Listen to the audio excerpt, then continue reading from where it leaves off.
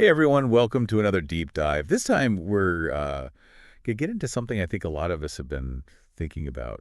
Just with everything going on in the world, it's the future of nation states. Big topic. Yeah, it's a big one.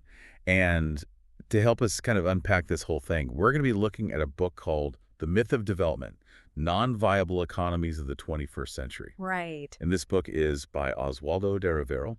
Yeah, he's fascinating. I mean, he's a Peruvian diplomat. Oh, wow. And he's worked in international organizations for decades, so he really has this inside view. Okay, so he's seen this firsthand. Yeah, and, he's really seen how this idea of a nation state, this sort of, self-contained unit with its own borders and trying to be self-sufficient, how that model is maybe struggling, yeah, exactly, in this, 21st century world. Yeah, I mean, it's interesting because he uses his own country, Peru, as an example. Right. And it's like, you'd think a country that's so rich in natural resources would be like a total powerhouse on the globe stage. You would think. But he actually shows how Peru has been kind of losing power. Yeah. Like specifically in trade negotiations. Yeah, it's not a given. It's not just having the resources. It's this whole other... Right, like resources don't automatically equal power anymore. Exactly, especially now. So, okay, so I guess let's take a step back then. How did we even get to this system of nation states in the first place? Right. Well, I mean, it's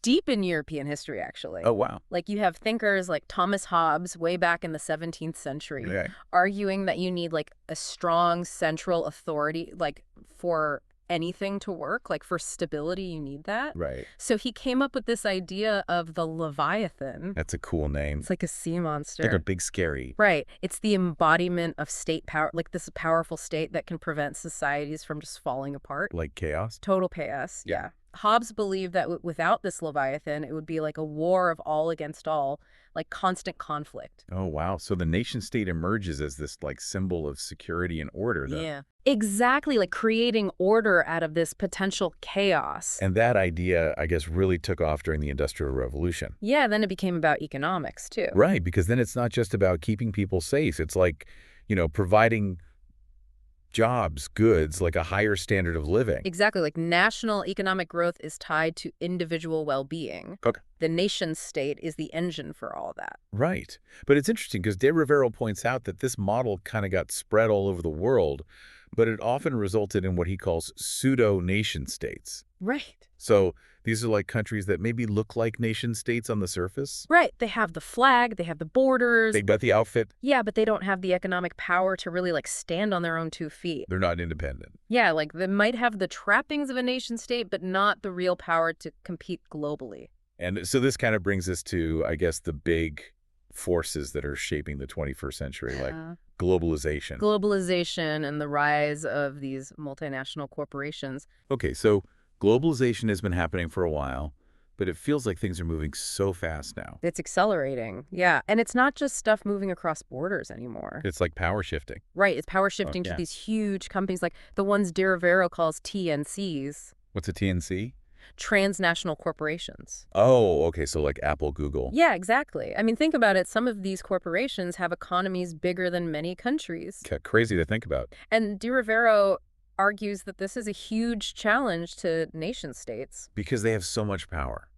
Yeah, I mean, these TNCs, they're attracting investment, they're driving the technological innovation, and they have so much influence, I mean, on a scale that most countries can't even dream of. Yeah, it's almost like the old map of the world with all the countries neatly drawn out is being rewritten by these, corporate giants.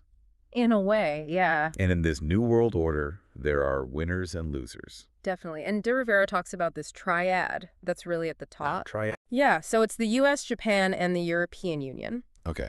And they've become this dominant force attracting most of the foreign direct investment. So everyone's trying to get a piece of that. Yeah, and this leaves a lot of developing countries kind of struggling to compete. For resources. Yeah, for resources, for investment. They're getting left behind in this new global economy.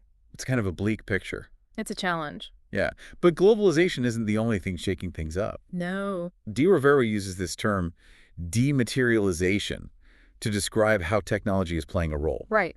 What does that even mean? Well, it's fascinating. It basically means that technology is reducing the need for raw materials in production. Okay, so like we need less stuff to make stuff. Exactly. Like, think about it. We use less steel to build things, now less cotton to make like the amount of raw material needed per unit of output Is going down. is steadily decreasing. Yeah. Interesting.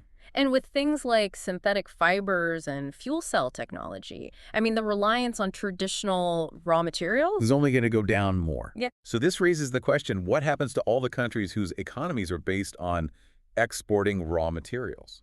exactly what happens to them in this new world. That's a big question. Yeah, and that's where De Rivero brings in this idea of non-viable economies, or NVEs. NBEs, okay. He says these countries are basically caught in a trap. How so? Well, they're reliant on these low-tech exports. Okay.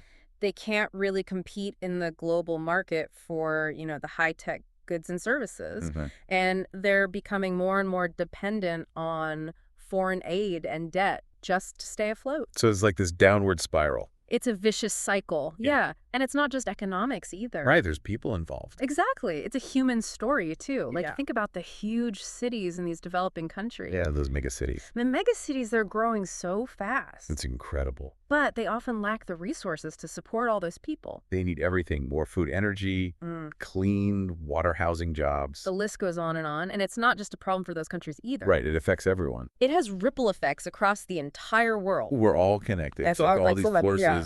globalization, technology, and then this growing scarcity of resources. Yeah. It's a lot. It really is like a perfect storm brewing. And De Rivero doesn't really sugarcoat the consequences.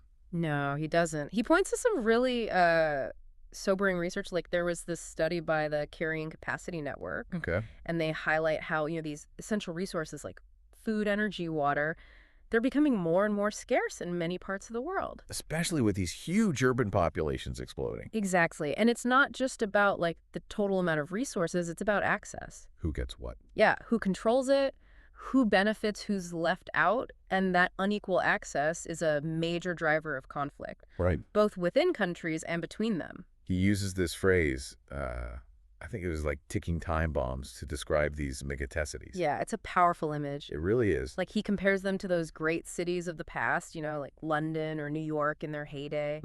Back when they were growing like crazy. Exactly. They were fueled by industrial growth, booming economies, and they had these vast hinterlands. So they had all the resources they needed. Exactly. They could draw on all those resources, but today's megacities in developing countries often don't have that. They're growing so fast, but they can't really support themselves. Right. They lack that economic and resource base.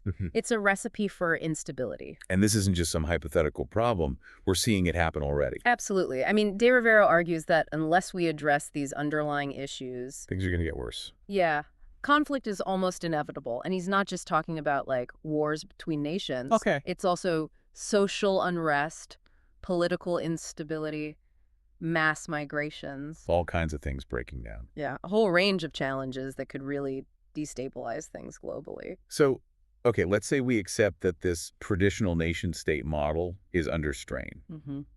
What do we do? Where do we go from here? That's the big question. De Rivero does offer some survival strategies. He does. And I'm really interested in what he says about food security. Yeah, that's a huge one. He makes a very strong case that food security is absolutely essential for any kind of national sovereignty in the 21st century. Like, if you can't feed your own people, You're always going to be dependent on others, vulnerable to manipulation, even coercion. it's like a weakness. It is like a weak spot in your armor. If you can't produce your own food, you're at the mercy of those who can. Right, and he's really critical of the way that international aid programs often work, Yeah. because they sometimes undermine local food production. Right. They create this cycle of dependence. It's like I've heard of situations where countries are forced to import food from donor nations as part of the aid agreement, It's crazy, right? even if they could grow it themselves. Yeah, it's counterproductive, and De Rivero argues that true food security requires a shift away from those top-down aid models. So empowering local communities. Exactly, giving them the tools and resources to produce their own food. It's about building resilience, like, from the ground up. So food security is key. Yeah.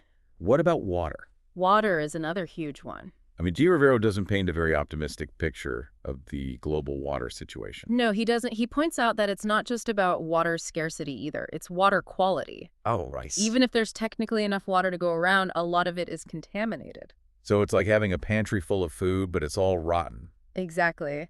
And he cites some pretty alarming statistics about, how much human waste and industrial runoff is just dumped untreated. It's polluting our waterways, and we're running out of clean water at the same time. It's a double whammy. Yeah, And it's creating a situation where water is becoming more and more politicized. like a source of conflict. Exactly. De Rivero even suggests that future wars might be fought over access to clean water, just like we've seen with oil. Wow. Okay, so we've got food, we've got water, we can't forget about energy. Right, that's the other big one, the fuel that powers the modern world.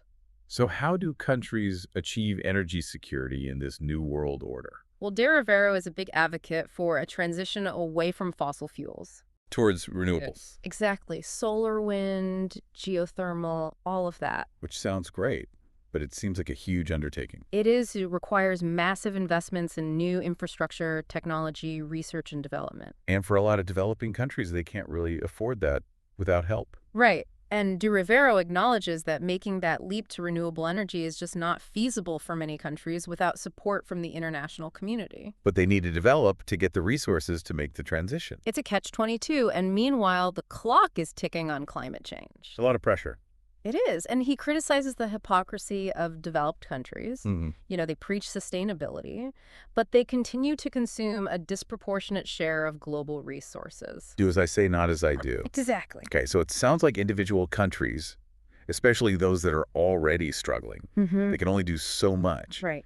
So what does De Rivero say about addressing these global challenges on a global scale? Well, he recognizes that in a world where everything is so interconnected. Right, we're all linked together. Yeah. Nation states acting alone just can't effectively deal with these big issues. Like climate change. Climate change, resource depletion, global pandemics. So he's not saying get rid of nation states completely. No, but he's saying we need to find ways for them to cooperate more effectively. So more collaboration. Yeah, a more collaborative approach where countries work together to find solutions. Because we all share the same planet. Exactly. He suggests moving towards a more polycentric system of governance. Okay, what's that? Basically, it means that power is shared among various actors. So not just national governments. Right. It could include international organizations, civil society groups, even corporations. So everybody has a say. Exactly. Think of it as a more networked approach where different groups bring their strengths and perspectives to the table. It's kind of like the way the internet works. Yeah, that's a good analogy. Like information flowing freely and different nodes connecting to solve problems. De Rivero believes that this kind of system would be more adaptable and resilient Than the way things are now. Yeah, than the current top-down model, which can be slow, bureaucratic, and resistant to change. Okay, but let's be honest here. Mm-hmm.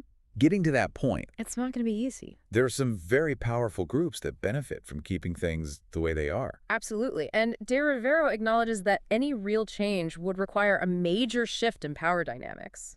But he's saying it's possible. He believes it's possible. Yeah, he points to all these inspiring examples of grassroots movements, local initiatives, new forms of international cooperation. So people are already doing this. They're making a difference. So it's not just about waiting for governments or the UN to fix everything. Right. It's about individuals taking responsibility and contributing to change in whatever way they can. I like that.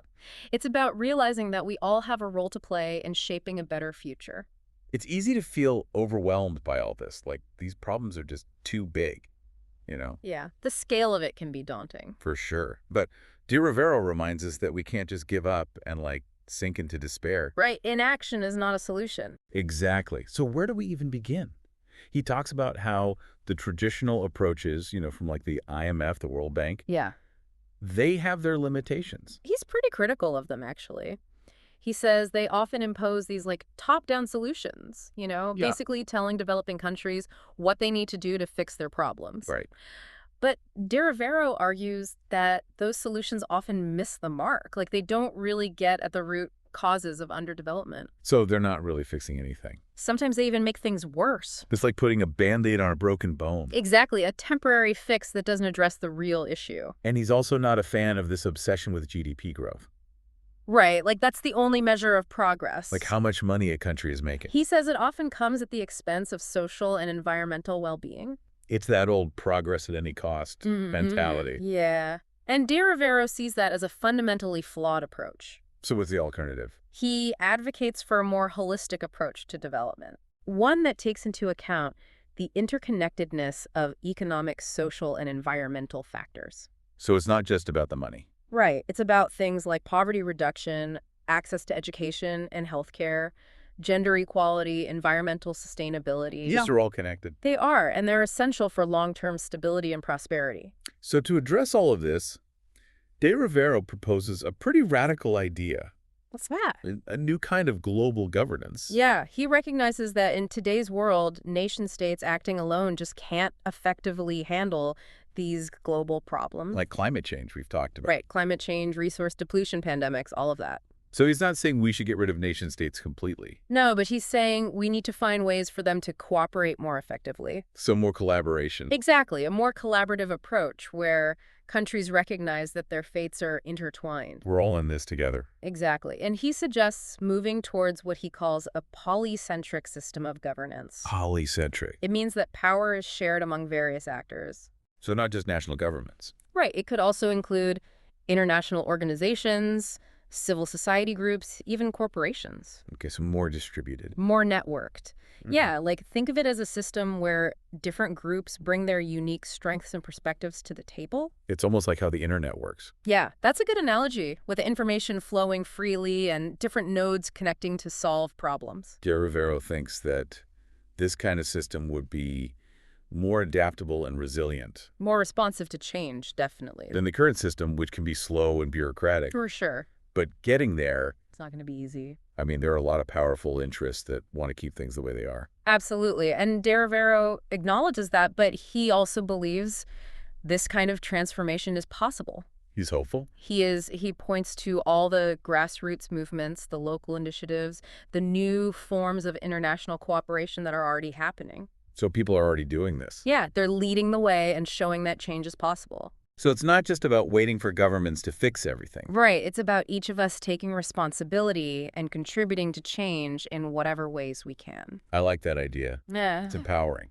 It is. It's about recognizing that we all have a role to play in shaping a better future.